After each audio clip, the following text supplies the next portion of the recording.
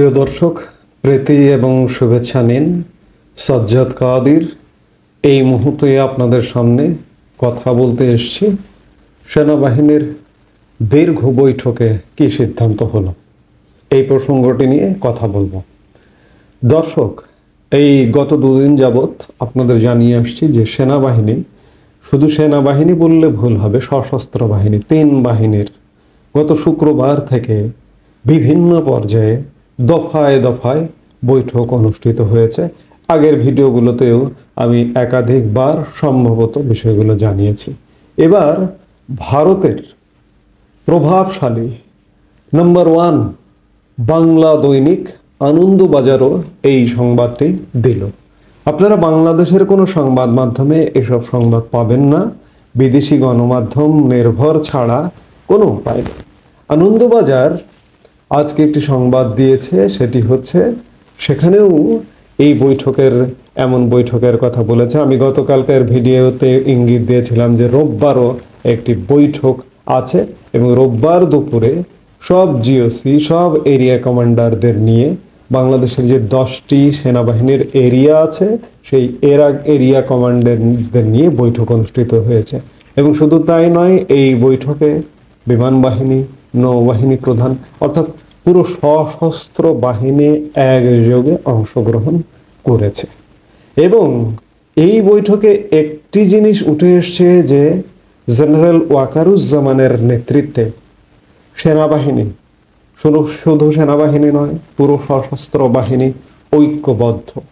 আগে যত রকমের বিভেদ, ঐক্যহীনতা যতটুকু ছিল সব কিছু ঝেড়ে মুছে ফেলে সেনাবাহিনীর প্রধান জেনারেল ওয়াকারুজ্জামানের নেতৃত্বে সশস্ত্র বাহিনী ঐক্যবদ্ধ।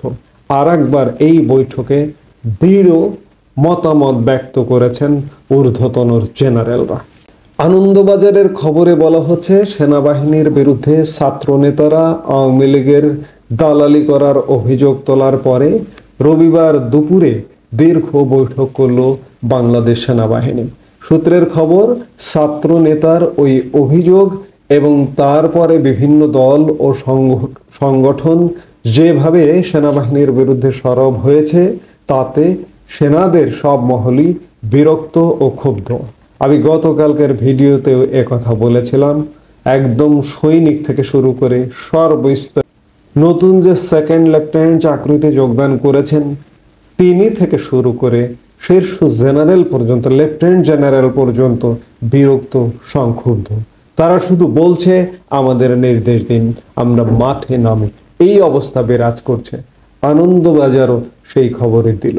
দেশে দ্রুত নির্বাচন করিয়ে একটি স্থায়ী সরকার ও সংসদ প্রতিষ্ঠায় সেনাবাহিনী যাতে সক্রিয় হয় সে বিষয়ে সেনা প্রধানকে পরামর্শ দিয়েছেন সেনা কর্মকর্তারা। গত পরশু সেনাবাহিনীকে দেওয়া একটি সংবাদ মাধ্যম, সুইডেন ভিত্তিক বাংলা সংবাদ মাধ্যম, সেটিতে দাবি করা হয়েছে ফেসবুকে ছাত্রনেতা হাসনাত আবদুল্লাহর বিবৃতিটি হাস্যকর ও অপরিপক্ক গল্পের সম্ভার। যদিও আমি এই বিবৃতির কোনো আইএসপিআর এর ওয়েবসাইটে, ফেসবুকে কিছুই পাইনি, কিন্তু একটি অনলাইন নিউজ পোর্টাল যেটি সুইডেন থেকে চালানো হয়, বাংলা, কোনো বাঙালি জানান, তারা এরকম বলেছে যে সেনাবাহিনী এই বিবৃতি দিয়ে হাসনাতের এই পোস্টকে বলেছে হাস্যকর ও অপরিপক্ক গল্পের সম্ভার। এরপরে আরেক ছাত্রনেতা সার্জিস আলম রবিবারে ফেসবুকে পোস্ট দিয়ে জানান তিনিও হাসনাতের সঙ্গী হিসেবে সেনা প্রধানের সঙ্গে দেখা করেছিলেন, কিন্তু হাসনাতের বক্তব্যের সঙ্গে তিনি একমত নন। জেনারেল ওয়াকার কোনো কিছু মেনে নেওয়ার জন্য আদেও তাদের চাপ দেননি। অনেকে মনে করছেন সার্জিসের এই মন্তব্যে আসলে সেনাবাহিনীকে শান্তির বার্তা দেওয়ার চেষ্টা করা হয়েছে, কিন্তু তাতে চিড় ভেজেনি বলেই সূত্রের খবর। অর্থাৎ সার্জিস গতকালকে দুপুরে ফেসবুকে যে পোস্টটি দিয়েছিল সেনাবাহিনীকে শান্ত করবার জন্য, সেনাবাহিনী আর শান্ত হবার নয়। কারণ আপনারা দেখেছেন গতকালকে জুলাইয়ে আহতদের একটা ইফতার পার্টি হয়েছে সেনানিবাসে। সেই ইফতার পার্টিতে এই যে সার্জিস, হাসনাত, এইসব সমন্বয়ক যারা আছে, যারা দেশ ধ্বংস করছে, কাউকে উপস্থিত হতে দেখা যায়নি। সেনাবাহিনী যে শান্ত হয়নি এটি তার প্রমাণ। সেনাপ্রধান জেনারেল ওয়াকারুজ্জামানের ডাকা এই দিনের বৈঠকে ছিলেন নৌবাহিনীর প্রধান অ্যাডমিরাল মোহাম্মদ নাজমুল হাসান এবং বিমান বাহিনীর প্রধান air chief marshal Hasan Mahmud খানও। গতকালকে জিওসিদের যে বৈঠক ছিল তাতে নৌবাহিনী এবং বিমান বাহিনী প্রধানও উপস্থিত ছিলেন। তার আগের দিন শুক্রবারে কোনো এক সময় ভার্চুয়ালি বসেছিলেন তিন বাহিনী প্রধান। বাংলাদেশের ইতিহাসে এই প্রথম তিন বাহিনীর প্রধানই সেনাবাহিনীর এক ব্যাচের সদস্য।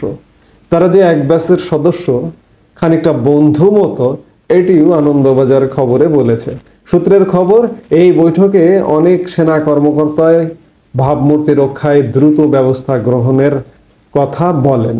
ছাত্র নেতাদের মাস্তানির বিরুদ্ধে অনেকে ক্ষোভ প্রকাশ করেন। বাংলাদেশের পরিস্থিতির উপর নজর রাখা বিশেষজ্ঞরা বলছেন, এই বৈঠক থেকে দুটি বিষয় উঠে এসেছে। প্রথমত, সেনাবাহিনীতে সেনাপ্রধান জেনারেল ওয়াকারের নেতৃত্ব ও কর্তৃত্ব নিয়ে এই মুহূর্তে আর কোনো প্রশ্ন নেই। আমি খানিক আগে যেটি বলেছিলাম, আগে যদি কোনো প্রশ্ন থেকে থাকতো, সেনাবাহিনীকে কোনো কর্মকর্তাকে দিয়ে যদি অস্থির করবার একটা পাঁয়তারা ছিল, সেগুলো ভ্যানিশ হয়ে গেছে। এই মুহূর্তে জেনারেল ওয়াকারুজ্জামানের নেতৃত্বে সেনাবাহিনী, সশস্ত্র বাহিনী ঐক্যবদ্ধ। আনন্দবাজারও এই খবরটি বলছে। দ্বিতীয়ত, যে ছাত্রদের ডেকে সেনারা ক্ষমতায় বসিয়েছে, প্রথম থেকেই তারা সেনাবাহিনীকে চ্যালেঞ্জ জানিয়ে এসেছে। এর আগেও প্রধান উপদেষ্টা মোহাম্মদ ইউনূসের ডাকা একটি বৈঠকে ছাত্র নেতাদের বেয়াদব কথাবার্তা নিয়ে কয়েকজন সেনাকর্তা আপত্তি জানিয়ে তাদের ঘাড় ধরে বের করে দিতে এগিয়ে এসেছিলেন। এরপরেও ছাত্ররা সেনাদের দেশপ্রেম, নিরপেক্ষতা ও নিষ্ঠা নিয়ে বারবার প্রশ্ন তুলতে গিয়েছে। সেনাকর্তাদের অনেকেই বলেন, অনেক হয়েছে, এবার সেনাবাহিনীকে নিজেদের ক্ষমতা ও শক্তি প্রদর্শন করতে দেওয়া হোক। আমি যেটি বললাম যে সেনাবাহিনীর কর্মকর্তারা সেকেন্ড লেফটেন্যান্ট থেকে শুরু করে লেফটেন্যান্ট জেনারেল পর্যন্ত এটি কয়েকদিন ধরে বলে এসছে যে আমাদের ক্ষমতা এবং শক্তি প্রদর্শন করতে দেওয়া হোক, কিন্তু শুধুমাত্র কৌশলগত কারণে ধীর স্থিরভাবে সেনাবাহিনী পরিকল্পনা করে এগুচ্ছে। হঠাৎ করে যদি একটি বজ্রপাত চলে আসে, সেই বজ্রপাতে বহু প্রাণহানির ঘটনা ঘটতে পারে। এই জন্য সেনাবাহিনী চাইছে না যে হঠাৎ করে বজ্রপাত ঘটুক।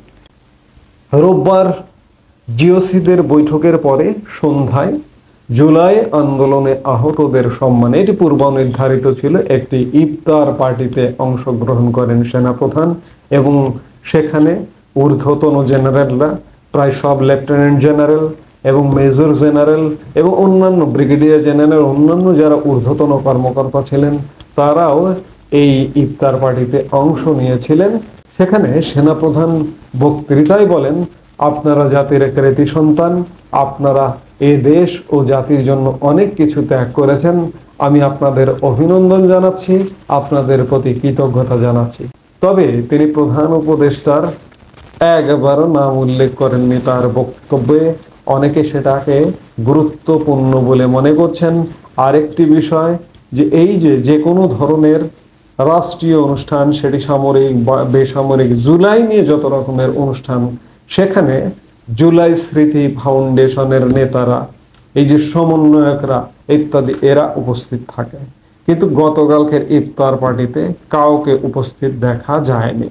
কারণটা হচ্ছে এদেরকে ক্যান্টনমেন্টে আসলে নেওয়া হয়নি। ক্যান্টনমেন্টে যদি নেওয়া হতো, মানুষ তো রক্ত মাংসের মানুষ, তো সেনা সদস্যরা, সেনা কর্মকর্তাও তো রক্ত মাংসের মানুষ। যদি আইন হাতে তুলে নিয়ে ওদেরকে ধরে পিটিয়ে দেয়, এমন সংখ্যাও আছে কিন্তু এই মুহূর্তে। তো কাজেই গতকাল রোববার একটি খুব গুরুত্বপূর্ণ বৈঠক হয়েছে, সব জিওসিদের নিয়ে তিন বাহিনী প্রধান মিলিয়ে একটা গুরুত্বপূর্ণ বৈঠক করেছেন। এবং সবচেয়ে বড় গুরুত্বপূর্ণ যেটি বিষয়, সেটা হচ্ছে জেনারেল ওয়াকারুজ্জামানের নেতৃত্বে এখন পুরো সশস্ত্র বাহিনী ঐক্যবদ্ধ। এতদিন নানা রকম সমস্যা ছিল, আমরা বলে আসছি বিভিন্ন সময়, সেই সমস্যাগুলো মোটামুটি কাটিয়ে উঠেছেন।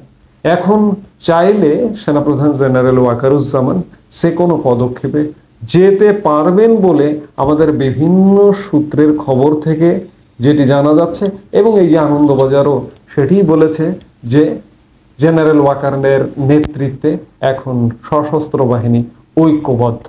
আমরা আশা করব যে এতদিন যারা দাপিয়ে বেড়িয়েছেন, এমনকি এটিও আশা করব আওয়ামী লীগ, যে আওয়ামী লীগকে এরা ফ্যাসিস্ট করে মুখে ধোয়া তুলে ফেলেছে, মুখে ফানা তুলে ফেলেছে, অথচ আওয়ামী লীগ বহু মানুষকে ছাড় দিয়েছে, উদারতায় বিশ্বাস করেছে। আওয়ামী লীগ এর বিরুদ্ধে সমানে বিষোদ্গার গেয়ে গেছে গত 15-16 বছর। যারা ক্যান্টনমেন্ট উড়িয়ে দিতে বলে, এই যে এবি পার্টির একজন নেতা ক্যান্টনমেন্ট উড়িয়ে দেবার কথা বলে, গত রাতে তাদের গ্রেপ্তার হওয়ার একটি গুজব ছড়িয়েছে, কিন্তু শীঘ্রই গ্রেপ্তার হবে। আওয়ামী লীগের আমলে ছাড় পেয়েছে, এই যে সেনাবাহিনী যে রূপে আসছে, এই রূপে ছাড় পাবে না।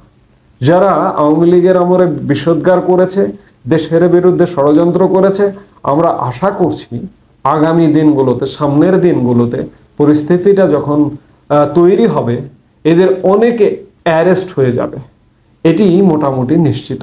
তো কাজেই আমরা অনেক আশা দেখছি সামনে। দেশ বাঁচবে, দেশ বাঁচাতে হবে। আমাদের শেষ ভরসাস্থল সেনাবাহিনী দেশকে বাঁচাবে, আমরা সেটাই প্রত্যাশা করি, সেই আশাবাদ জাগিয়ে রাখতে চাই। এই মুহূর্তে এ পর্যন্তই। সবাই ভালো থাকুন, সুস্থ থাকুন। আমাদের ভিডিওগুলো নিয়মিত পেতে সাবস্ক্রাইব করুন Sajjad Kadir and the legends YouTube channel এবং লাইক, কমেন্ট, শেয়ার করে সাথে থাকুন।